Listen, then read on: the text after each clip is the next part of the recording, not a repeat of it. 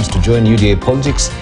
A ruling United Democratic Alliance opens a new era in Kenya's politics by giving Chief Executive Officer of state corporations and board members the nod to contest elective party positions. We had a sporting chance to hear from other legislators yesterday regarding this, and of course we looked into that. Some of the lawyers, well, the fact that even when we look at Article 77 of the Constitution as it is right now, the term state officer is bound to be a term of debate when that particular, of course, article is very, very clear. They say the law is not very clear. So will that also be a violation of the Article 77? I just want to hear from the other politicians as well, and also looking at the Political Parties Act, that state officials or state officers should not be in party politics, so to speak. They should be resigning. We've seen most of the CSs resigning when they're going on the campaign trail during elections. 6 months to that, they have to resign. So what does this really portend? Where is this coming from? And I'm also putting out this because there's a parliamentary group meeting of UDA, Kenya Kwanza, right now at State House happening this morning. That's why I have most of the Azimio members here this morning. So when you look at my panel, don't say that I'm biased. That is just to contend with the situation of the ground as well. But let's continue and hear from Senior Counsel Okongo Mogeni, Dr. James Chikal, and Dan Mazo on this matter. Before you took a short break, I think you were onto something, then I interrupted you with the music to take a short break. Yes. It's good to tell the public that you are having the alternative government. So the alternative government is here. Yes, it's here. To cover. Yeah, I think I've said enough on Kawere. Mm-hmm. I mean, so we wait for I don't know. Is that happening today? I had Senator Mazo seems to be the one who is really on the spot. People are exerting a lot of pressure on him. He says some leaders from Meru. I think this is a simple matter. So has there been any pressure? Because that's what I heard him say. Have you received any call? Just I want to ask him to withstand that pressure and do the right thing. We know what are some of the backroom politics that really happens. That's the right thing, because as he says, if you're impeached, you're actually in the cold for 10 years. So you say you've not received any call. We begin with you. Have you received any call? Yeah, I don't know why they're not calling me. Maybe if you're impeached, it's not 10 years. If you're impeached, you are gone forever. Yeah, it is infinity. Therefore, you must really go forever for proper reasons. But as I said, it's political. Yeah. We have political friends in Meru, and mostly this is coming from the politicians. If you listen to Wananchi are very much pro-Kawira. But if you come to the leadership is annoyed with many things. Right. That's why I told you there are jokes. When the president and the deputy president were recently in Mount Kenya, and in Meru in particular. Just a moment, maybe this also from my follow-ups as well. Could that have exacerbated the whole situation? Because Kawira was there, given a chance, of course, to welcome the executive into her county. And she reiterated the fact that she's a leader, she's been elected by the people, and she's a woman at that. And the men should deal with it. Maybe she said this with the Tang family in Sheikh, but now it did really go well with the leaders there. So we'll want to know also what the Njuru Ncheke is saying regarding this, where they've been mealy-mouthed regarding this, but Njuru Ncheke as well is a very vital organ when it comes to the affairs of the Meru community. That is the first port of call, especially when key decisions are being made as well. Maybe we should, I think, if I'm not wrong, Article 181, those pronouncements are neither here nor there. The grounds for removal of account governor is in actually Article 181. What should bother any senator this morning is, one, to see, from the documents being presented, whether there is gross violation of the Constitution or any law by Governor Mwangaza. Okay? Number two is to be convinced whether there are reasons for believing that the Kawere Mwangaza has committed a crime under national or international law. Okay? The third one, It's abuse which governor should, senator should keenly look for, is whether she has abused her office or whether she has grossly misconducted herself. But abuse of office is where now people really latch on, because as it is here, there's a lot of ambiguity of what will be abuse of office. Is there any threshold on abuse of office? It's upon us. You know, we have, you remember I dealt with the Wajir case, okay? If you remember, I was actually the one who chaired that panel, and it was very democratic. And I remember telling my senators, some of them who are now governors, like Senator Sakaja, that if you go to the US, an impeachment is the only time where there is no party position. You know, even when Clinton was being impeached, there were 6 Republicans who refused to vote to impeach. Because they said when it comes to an impeachment, you are looking at the Constitution, you are looking at a violation of the Constitution, and it's not anything about politics. You are given a leeway to be as objective as you can, because it's literally a trial. You know, there has to be fairness.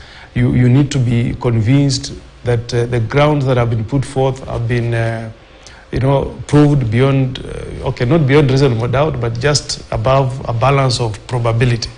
And remember the one on Wajir, the ground was that the governor had failed to provide adequate health care facilities in the county government of Wajir.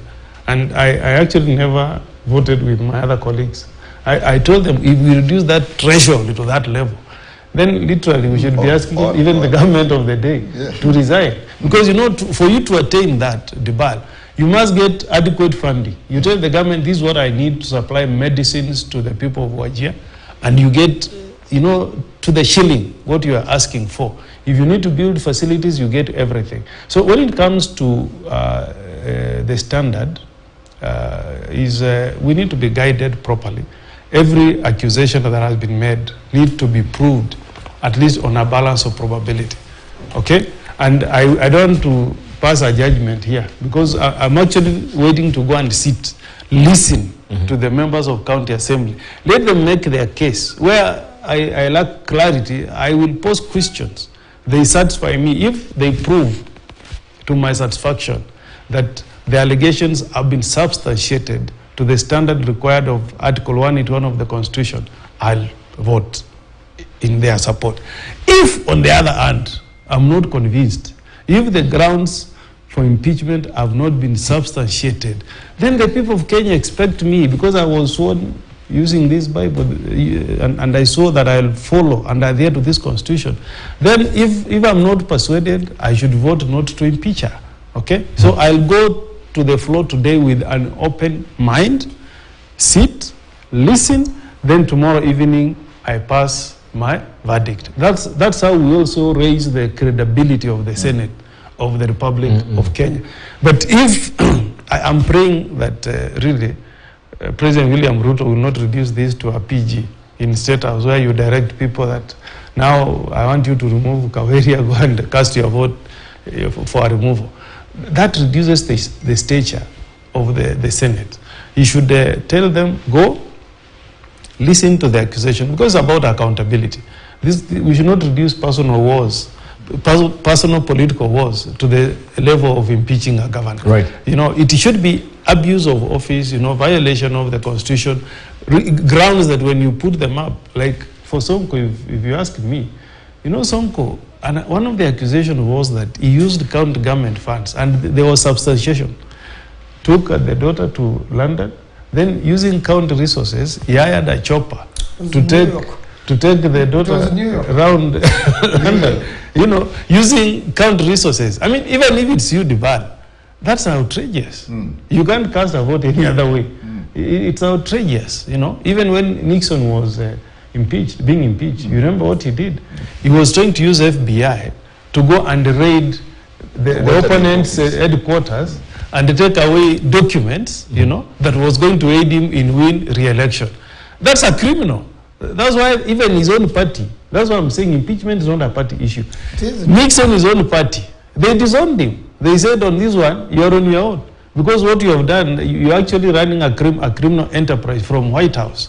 So his own party disowned him. And they said on that one, you stand on your own. So this is not really a matter that should be on a party issue. If the UDA senators are convinced that Kawere Mwangaza has violated the constitution, let them vote to remove her.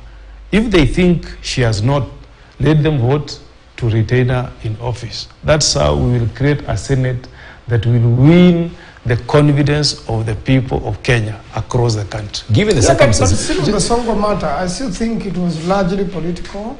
All those allegations. You know, Sonko defended himself and said that he flew the daughter with his own personal funds. Of course, the vouchers were there. We were there. But he says the documentary evidence everything was put on the table. If you go to Waititu, he was trading with his daughters, his wives. It was so comical on the floor. You know, at some point, he actually wanted to disown one of the wives. But the MCAs were so smart in those two cases. The way they gathered evidence, the way they prosecuted the case, it was really smart. And that's why you follow the jurisprudence. Where you bring a very shoddy case and the Senate impeaches, the High Court overturns. Yeah. Like the one I'm telling you of Wajir. I made those remarks on the floor and I told them, guys, I'm not convinced that this case meets the threshold. People voted to remove. When it went to court, it was quashed. Right. But the one of Sonko, the one of Waititu, it was confirmed by the High Court. So even the courts look, the court will look at what are these allegations that were facing this governor. Do they meet the threshold? If they meet, I can assure you, if you go to court, the court will affirm. But if you reduce it into, a political impeachment, then you are making a strong case for any governor to easily go to court and have it overturned. So what should guide us is Article 181 and the County Governments Act. In fact, in Nigeria, I have a friend who used to serve as president of Law Society of Nigeria. He joined politics, he's now a governor. He was telling me, in Nigeria, when you're impeaching a governor, the investigation takes 90 days. Once the state parliament passes a resolution to impeach, the investigation is 90 days because it has to be so thorough. And it brings in the local high court, the judge of that state picks the team that will look on the allegations, and then after the close of 90 days, they file a report back to the county assembly. So it's because you are taking away political rights of a person, and our situation under Article 38. So when you are looking at the allegations, you must look at it with a tooth comb and be convinced that there has been full substantiation of those allegations. Then you pass a verdict, which will keep the governor out of active political life for another 10 years. Waititu came to National Dialogue the other day, and he said we should amend the Leadership and Integrity Act so that if you are impeached as a governor, you are only kept out for the duration of that tenure. In the next subsequent election, you are given a chance to vie again. We don't need to amend the Constitution. All these things are in statutes. The procedure for impeachment is County Governments Act, which can be amended. Leadership and Integrity Act is the one that bars them to be out of office for 10 years. That can be amended. And finally, I saw you put something there. Which was? About UDA allowing chief executives to serve. Yeah, we'll come to that. We'll come to that once Hold on. I wanted just to hear from Dan Mazo and, of course, Dr. Nyikalo on this. The fact that we have Kawere Mwangaza, given the circumstance, since December, this is the second impeachment now she's actually subjected to. If it sells through, if she can be looking at the InfoTrack polls at number 4, given the circumstances with the CSs, of what she's doing down on the ground, what will have been given an ideal situation where they are actually working and staying eye to eye with the MCAs? That is the first question. And the issue also of being an independent. Well, should I be dreading also appearing before the Senate, or if I'm not in harmony with the MCAs or people that I'm working with that are affiliated to another party, how does the law also protect an independent? Because during, I think, envisioning and crafting of a constitution, we never envisioned independence. So is there any article in the Constitution that talks about the independence? And moving forward, can we have a framework and legislation to protect the independence? Because we've had governors, Deretu Muriithi was an independent. Now we have Kawira, an independent. I mean, even Deretu Muriithi was suffering the same of course, not really demise, the same fate that Kawira is in right now. Is there any legislation that should have come or we should consider in terms of protecting the independence? Maybe one day either of you will run as independent. You'll fall out, you never know. In ODM or, yes, and you'll feel like I want to run on my own, but you've never envisioned that how should I protect myself as an independent in terms of a legal framework when we are subjected to such kind of a situation that Kawira is in? You know, first of all, to be elected as an independent, whether president, governor or any seat, it means you're very, very popular with the people, and especially when the gap of the number of votes you have won with is very huge. You see, there is a way you can win an election and it's just 1 or 2 votes, meaning still the other candidates are popular. There's a way you can win with so much votes that it shows that you are popular. So, you know, politics have its own social dynamics. It's a very dynamic, and so long as you are an independent governor, you must really look for a way of working with the political parties, and especially the majority one in your county. Because you see, a governor or a president survives on the support they get from, you know, the elected officials, whether county or parliament.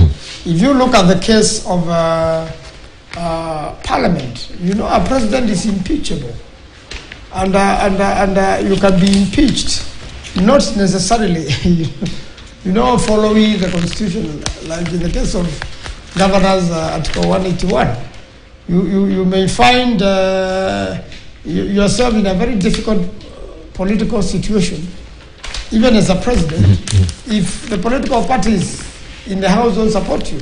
And that's why you find now in the U.S., in the Congress, there are more, you know, members of the opposition than there is of the government, and that really brings the real checks and the balance of that government. Now in Kenya, let's say now a president was independent, and the whole parliament doesn't support you. It means you'll be impeached every day, just like Kawira. So if I were her, I will find a way of working with the people, you know, who are elected there, and finding some harmony, and you know, it's a give and take. But unfortunately, there's only one safety net, which you may never always agree with the court judgments. There can be errors because human beings are human beings. So if you are impeached, or if Kawira now is impeached by Senate, she'll be left at the mercy of the courts. If the courts receive the same pressure or feeling or agree with the Senate, then it means she's doomed politically for a long time. Thank you. These are the realities of politics. They are social dynamics. So if I were her, I would really work. If she survives, I would really work on my relationship with the MCS. Must find a way of you know, getting Meru working, because Meru needs delivery of services of account government. Right. The Senate is there to protect evolution. We really want to make sure that the people of Meru are served by as a devolved unit. All right. Okay, that is still a developing story. Unless you need to wind up on it. I actually said that the party politics is important here, but you raised the question: is there a way we can protect the independent people who win on independent? I think, as it stands, we don't have any legislation, do we? As of this, I don't know, but I would think there are ways that there should be a period between when you are impeached and another impeachment comes. Because if it is 2 months, what would you have done in these 2 months? Which that is diametrically different from the allegations in December. Yeah, the allegations in the first place. Yeah. So now I think that is one thing we can look at, so that people don't think we impeach you today and then tomorrow we come again. Sometimes we don't even intend to win the impeachment. We just disrupt you and politically stop you from what? Intimidating. I think there should be a period from one impeachment to the other. But looking at independent, this I'm just thinking, the lawyers are here. We may then look at where somebody is an independent candidate.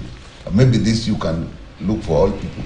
Can we reach a situation where you take the matter back to the people, that in this particular case, it is not enough just to be impeached and then you can't go on. Now let's take this back to the election, the way we do a referendum in other cases. Would we say, or if you have been impeached once or twice, the next time and you are winning, the next time, if you think you should impeach you, let's just say you go back to the electorate and order a re-election.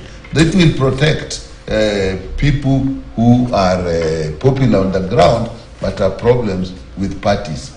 I'm just thinking aloud. So you go to the there people. Should be some level of protection. It's a sort of a period going back to the people. We go to the power people, came from the people. in the name of what? In the name of a by-election? Yeah, in the name of an election. But because look at it. Because this is a violation of the people's voice. Yes. Everybody is saying you are bad. They are saying they want to impeach you. And then if then you go to the people, you get this infotech information which is saying you are popular. So who eventually the power belongs to who? It is the people. So if we have a doubt on what the structure of power is doing as it is, why don't we take it back to the people? That's what we're saying. Use the same. You don't use the political process to exterminate me exactly. Politically, because exactly. I think this is a political process that is seeking to exterminate someone and obliterate them into obscurity completely from politics. Remember, I think who said we go back to the election? Was it Kivuta Kibwana? And people got shocked. So like in this one, if you said, okay, now what we do, we dissolve everybody plus the MCS are going back for an election. People will start thinking logically and not on party lines. Right. So I think that's some area we can look at. Right. Okay, so we have Kawira, who has actually lined up 9 lawyers as it is right now. If we just look at that cartoon as well, order for more candles. So she's ordering for more candles. If we just put up the cartoon as well. We have more lawyers who will be presenting Kawira Mwangaza, despite the fact that we have also FIDA who have offered free legal aid on her side. The trials, remember, begins today morning and will culminate in a decisive vote that will determine her fate on Wednesday evening. And according to the list of lawyers sent to the Senate, we have Mwangaza being represented by Elisha Ongoya, Elias Mutuma, Duncan Okubasu, Robert Mutembei, Brida Kimathi, also Batista Murigi. Also we have Anthony Mwenda, Collins Mwenda, and the assistants Brainley Maingi. And also the county chief has also lined up 4 witnesses, including herself, to testify in the impeachment case. Others are Nicholas Kenywa, Adrian Arayaru, and Dixon Munene. So that's how it's about to be. We are the women lawyers. I thought you said the women lawyers. There is none. No, this is for the Senate. Oh. Yeah, when we head to the courts. No, this is not before the courts. So should you determine otherwise, okay. And it heads to the courts, now you'll wait for also the FIDA lawyers as well. None of you, senior counsel, and Dan Mans as well, you're not in this particular list. Well, you know, for now, questions have been raised before on how I'm a senator. You're a senator. For yes, now, if I was this is a conflict of interest. Yes, completely. There will be conflict of interest. Yeah, talking of conflict of interest is where I wanted to bring these CEOs of state firms to join UDA politics. Is it a conflict of interest? I know I've been actually on this with other panelists, but I was waiting for the politicians to weigh, so we had them yesterday. Also, you can tell us this particular development. This maybe is a part of discussion in the PG today. You know,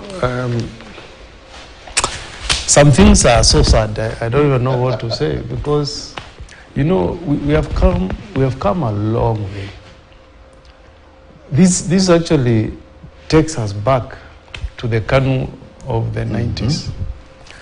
This literally throws through the window the constitution that was enacted by the people of Kenya in 2010.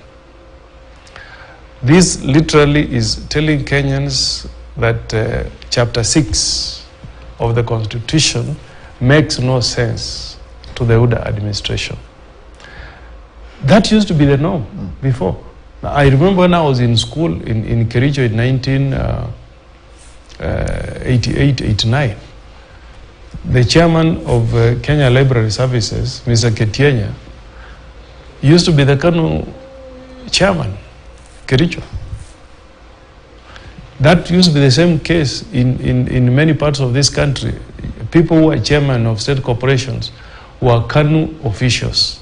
So there was really no separation between KANU as a party and the government. Now, we have moved to an architect under the 2010 Constitution where we have a professional civil service. Okay?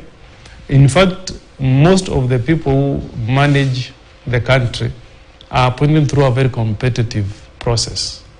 Majority of them. A few, there have even been court cases where, you know, the court has directed that before you pick chairman of parastatals, you go through a fair process, give opportunities to Kenyans, and then have public participation, take into account the values under under Article 10 of the Constitution, which is a protected clause. You can't change it unless you go to the referendum. Now, then we enacted Leadership and Integrity Act, the BAL, and we debated this matter in another panel where Sosion was a panelist. Section 23 of the Leadership and Integrity Act is very clear that any appointed state officer should not participate in political activities of a political party. It's there. I don't know if someone can Google Section 23. So the law is there, Chapter 6 is there, Leadership and Integrity Act is there, and that's what we expect UDA to adhere to respect the Constitution and the legislation that has been enacted under Chapter 6 of the Constitution. How do you mix politics with professional service to the people of Kenya?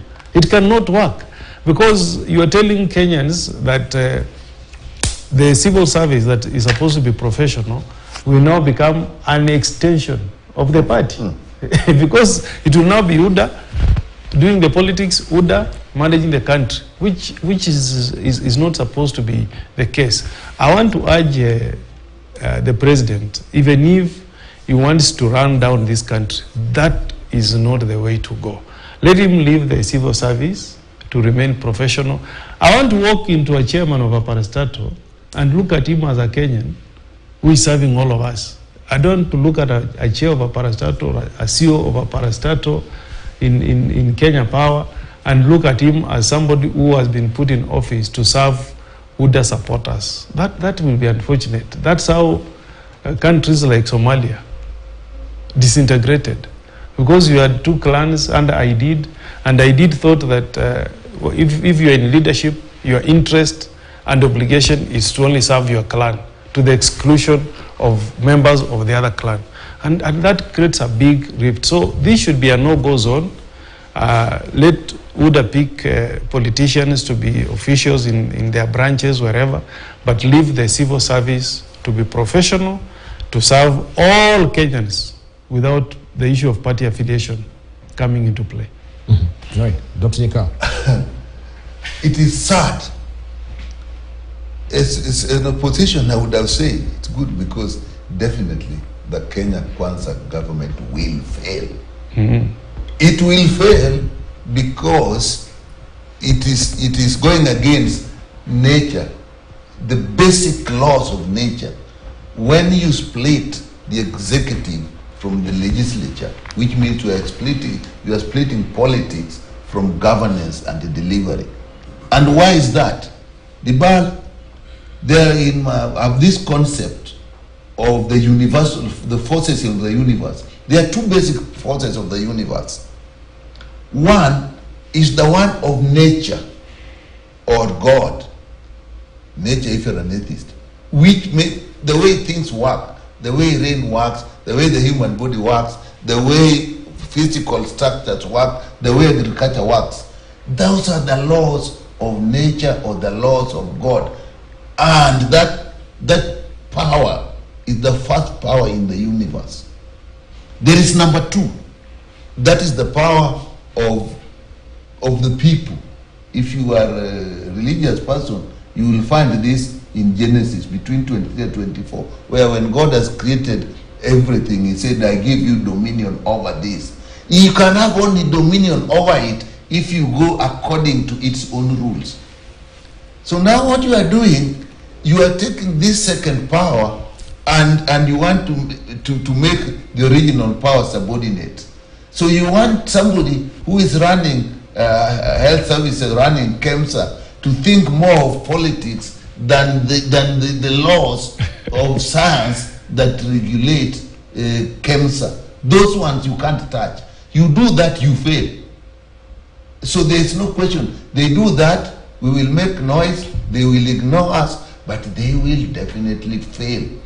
Because the laws that the professionals apply in running things, all the things we do, all these politics, but in the end, it controls the physical existence. And our physical existence, whether it is roads, whether it is water, whether it is health, whether it is agriculture, whether it is buildings, they are natural laws. And the professionals go according to that law.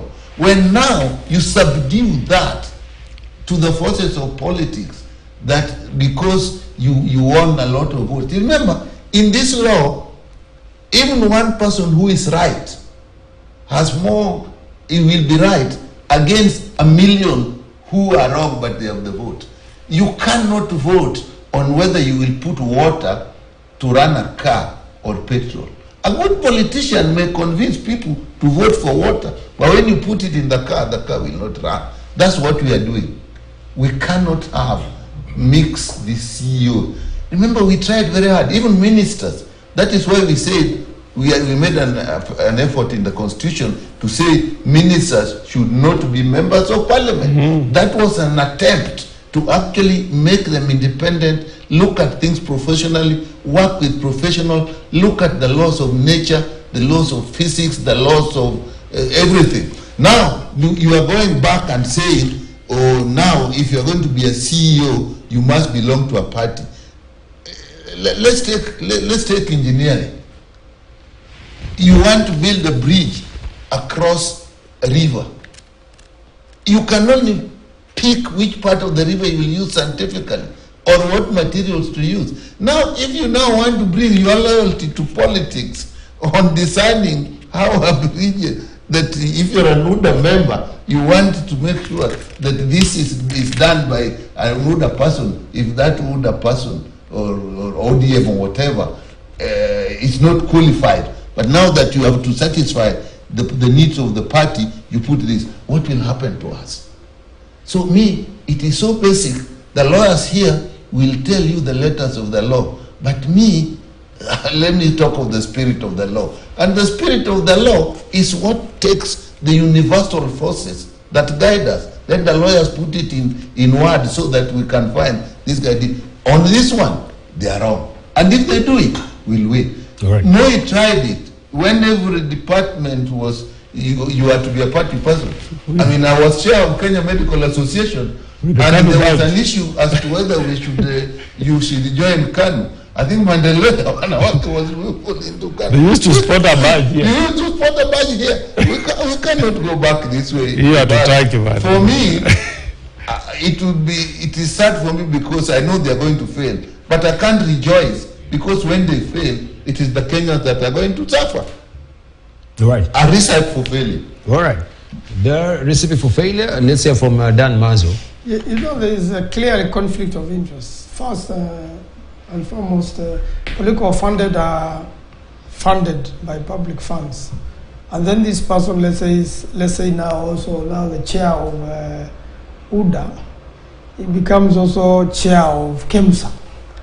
You know, it's the same thing they are trying to do, you know, with the other delegates up to the grassroots. And therefore, I think the new law and the constitution is very, very clear that there is conflict of interest. You cannot, you know, be a state officer. A state officer is a person who is paid in any way from the state coffers. So all these chairpersons and, you know, members of boards, they are facilitated. You know, they have a vehicle which belongs to a state corporation. Every time they have meetings, they are paid allowances from the government coffers, and in fact, tax is subtracted. And therefore, in other words, they are employed by the civil service directly or indirectly. And therefore, cannot now use the same vehicle you are using as a chair of a state corporation to go and do politics for UDA. And then you are using state machinery to campaign. So we can get a demarcation line of where it is a state corporation, or are you coming in as a state corporation CEO or the chair of UDA or you know, debate? are you that's what I'm asking. You know, debate. So when you resign, I want to put you it know down what the my angle. answer is telling you. If you are a chair of a parastatal, you know, me, I can't understand why people can't see basics, basic legal issues. If you are a chair of NSSF and you want to vie for a political seat, the law requires that you resign 6 months to elections. So how do you resign? Then again, after you have failed in your attempt, you go back and become a member of a political party, then you are appointed to an office. I mean, the code of ethics that we have does not allow that to happen. You know the mistake UDA is making? These guys travel to China, to a communist state. They go and sit in a classroom. China tells them, this is how we have managed to rule for eternity. You know, here we don't draw a line. When you are in the party, you also are the one in government. Without reading our constitution, they come back and say, you know, what's happening in China? You can actually double up. You can be in government. But I mean, I'm telling you. But it's not UDA, it's Jubilee who went to China to China. Where do you live? These guys were in China. China invited officials. Officials of UDA or Jubilee? Yes. Well, I missed that. You missed it. Yeah. We were actually in a committee meeting, and one of the members sought leave to be away because they were traveling to China. They go to China, they are put in a classroom, and then they are told, this is how we run the Communist Party of the Peoples of... Is it called the Communist Party of the Great Peoples of China, something? So when they come back, they forget that Kenya, in 2010, passed a document that is the supreme law of the land, and that you can only govern this country following what is permitted under this constitution. So we must remind UDA, this is not China. This is a free democratic country called Kenya, and what we have is what we call what lawyers call a limited government. In a limited government, there are things that you can only do as far as the law permits you. And then there is a red line where it said, beyond this one the law does not allow you to do.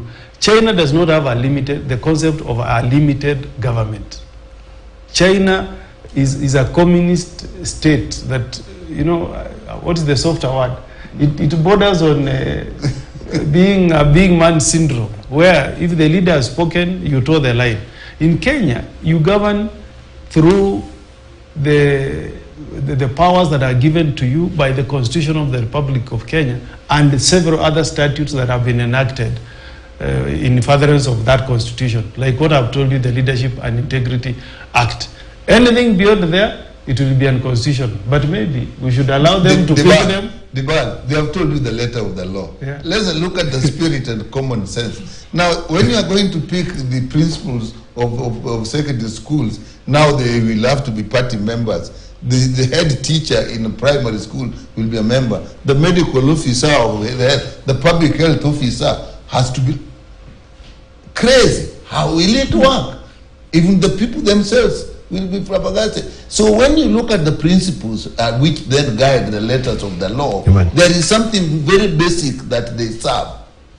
And that is what would... And I'm actually seeing it even in their governance. When you look at the ministers, when you go to committees, departmental committees, you find there's the reverence to party issues. Even in legislation, these things will start coming. Right. Where people will vote for something because it is from their party, even if it is physically not workable. Right. I got a few minutes, but I wanted just to raise a few issues as well as we're winding up. Just briefly, if you may give me a cursory remark, because I know also this is a developing story. Now that we've exhausted the issue to do with Malala and that particular move of CEOs to being incorporated into the parties or the elective positions within the party. The question of Azimio and a unanimous call that we have it right now that Kalonzo should be the 2027 presidential bearer. Is that a pronouncement that has been agreed upon?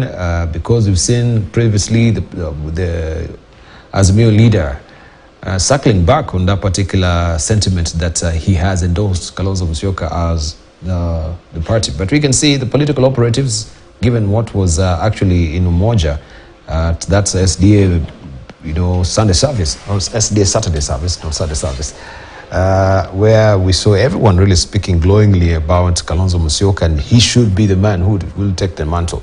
I wanted to hear from the Azimio panel today. Well, aside from the Wiper Party representation here, who might be very biased. Yes, what happened on Saturday was amazing. Was amazing. We were just going for a church service, and Seventh-day Adventist church service in Umoja, and conduct an Arambe to complete a very beautiful church they have built at Umoja too. And of course, politicians from Nairobi came in, and quite large crowds, and the worshippers. And I want to say, Dibala, when we went to Nyanza recently to celebrate Oburu's baptism and his recommitment to the Lord and his birthday, sentiments were made, in Nyanza by the people from Nyanza, and they were reacting to a recent visit of the president there, where the president himself talked from his own mouth and said that Honorable Raila Odinga wants to retire from politics, so between me and Kalonzo, who should you elect? And then it's been a debate, but we were not in Nyanza to nominate a presidential candidate. Azimio has not sat down as Azimio to come up with the 2027 presidential candidate. But the followers of Azimio are making suggestions to the leadership of Azimio, and it continues, to gain momentum. And obviously Kenyans now are very stressed up with the current government, with the high cost of living. And Kenyans are saying, we are looking for a savior. And if what came out clearly from Umoja, from all those leaders, they said, please, Honorable Kalonzo and Raila Odinga, you are the hope of Kenya. If any one of you is cheated to join UDA, then you are letting down Kenyans. This is the voice of the people. So the people are telling Kalonzo and Raila to stay together and be the alternative government and save Kenya from the current mismanagement of government, as you can see. And we are listening to the people as the days go by, and we are hoping that the people will now come out in large numbers and vote. Not the 7 million people or so who didn't vote last time, they should now vote. And we are also urging the young people to register as voters, because the only way to speak is not to shout there at the church ground during Arambe, but to shout through your ballot, through the vote. And we believe if Kenyans do so, then I'm sure Azimio will stay together, and I'm sure between Raila Odinga and Kalonzo Musyoka. Hard work on your side. We need to make sure that Nyikala also joins the drive, just as Malala is doing, very honestly driving everyone to be in UDA. You need to convince Nyikala and also Okongo Mogeni, because I bet they're not part of this 8 legislators drawn from ODM, Jubilee, and Wiper. but let me put it. I think this is a very healthy thing. Mm-hmm. We are in Azimio. We have our leaders there. We have our principle. When we reach a point where we are saying any one of us is good enough, I think that is extremely good for democracy. Mm-hmm. In fact, what happened in Bondo is exactly what Senator Manzo has said, that what Raila did, he answered to Ruto, who seemed to imply that Kalonzo will be a walkover for him. And he was told, no, he's 10 times better than you. And I think you have to come around and protect your leaders.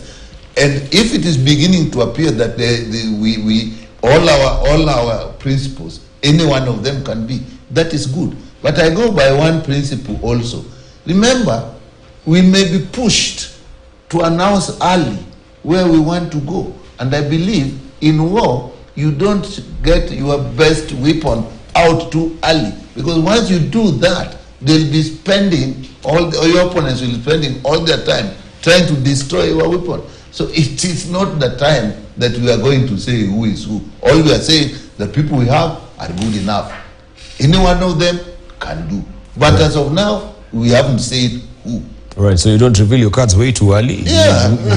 We need to be very tactical, right? UDA, of course, they've been very tactical before, Kenya Kwanza, but Azimio on the other side, they have been, castigated for not being tactical. So you're showing your secrets way too early as it is. Kogo Mogeni, what do you think? I mean, me, I don't mind even if we need to put our cards on the table this early. But what's important is that Azimio is demonstrating to the country that it's fairly democratic. It's not a must that the person who was our candidate 2022 will be the same candidate 2027. We are saying we could even settle on somebody else to be our flag bearer, which is a good thing. That's how democracy works. And I think the mention of the person of Kalonzo Musyoka is a good pick. He's been very consistent in his support for Raila Odinga since 2013, 2017, 2022. So if finally, I'm sure that decision cannot be made by the three of us. No. But if the party structures eventually settle on Kalonzo as our candidate, I mean, why not? I think he has the credentials. He will do better, I'm sure, than what we are seeing from the current administration. And what we want Kenyans to do for now, ensure that you have a voter's card and your ID. We cannot afford to continue suffering the way we are suffering the bar. Can you imagine a headline like this, 300 litre for petrol on the cards? If this is going to happen, the best thing we can expect from and then the minister says, you are on your own. You are on your own. This look. Can you imagine? just see. This is what you are telling Kenya. This Kenya Kwanza. 300 on a litre. And you are on your own. I mean, with this, the only thing we can tell Kenyans, this is going to follow what has happened in the world. That's what President Hoover did. Very popular in 1928 when he was elected president of the United States of America. In fact, the major political parties did not want to field a presidential candidate. By 1932, depression had hit America, and Hoover told Americans, I will not give you handouts. Be on your own. He served one term, went home. Lungu, do you know what happened to Lungu? In Zambia down here. Lungu had a chance of getting another second term. He went to China, borrowed a lot of money, messed up the economy in Zambia, and Zambians told what? The only gift we can give you is to send you home. He did one term. I'm seeing the signs on the table. I think we are going to join those two great nations in ensuring that good administration serves one term. Even Ghana, what Mahama did, when the price of cocoa was falling, dipping, he told Ghanaians, what do you want me to do? The way the government is telling you, be on your own. What happened during the ballot? They told him, go wenda nyumbani. They elected Ado. He tried to win, to stand against Ado in the last elections. The Ghanaians told him, we have not forgotten the way you made life so hard for us Ghanaians. We have not forgotten. So we will not vote for you. Thank you. So what I'm seeing here, we're winding up. What I'm seeing here this morning is that Kenyans are being given a very easy way of voting out the Uda administration, because you cannot leave Kenyans to suffer the way they are suffering, and you have no solution. Right, Nikal, 10 seconds to wind up. If the Kenya Kwanza feels it can't protect Kenyans on their own, it is time for them to leave. 2, let not people in government use our problems, like the cost of living or shortage of maize, to enrich themselves by pretending that they're bringing in issues, they're bringing in systems or efforts that will make things easier while benefiting from them. Thank you. Like we are seeing with oil, edible oil. Right, thank you. All right, what we are hearing of is budgeted corruption, official corruption. It's really tough for Kenyans. And finally, you are on your own. So I think now that Kenyans are on their own, there is only one weapon they must equip themselves with. Get a voter's card, and if you have one, vote. Let the young people now participate in voting. Right, thank you. Gentlemen, I really appreciate you coming through this now morning. I'm going to be a judge, don't call me. Now I'm going to sit on a serious session as a judge. So, Dubal, from now up to tomorrow evening, I'm not receiving calls. No, of course. We will judge. We'll meet on Tuesday. After I've passed my verdict, you can call me after Wednesday evening. No duress. No duress from any party. Thank you very much, gentlemen. I really appreciate it's been such a treat this morning. Of course, we were missing the UDA or the Kenya Kwanza bit of it in the discussion this morning because of the parliamentary group meeting that is happening at State House this morning. Early by 6:30, they were inside there with the president. But of course, we shall be also talking about this much later in the course of the day. So, thank you very much for your valid company. You've been watching Siasa Fiesta. We shall be picking up tomorrow on Global Today, looking at how also this Israel and Hamas war is being put by the CS is affecting us, and we need to pay 300 shillings for a liter of petrol. What is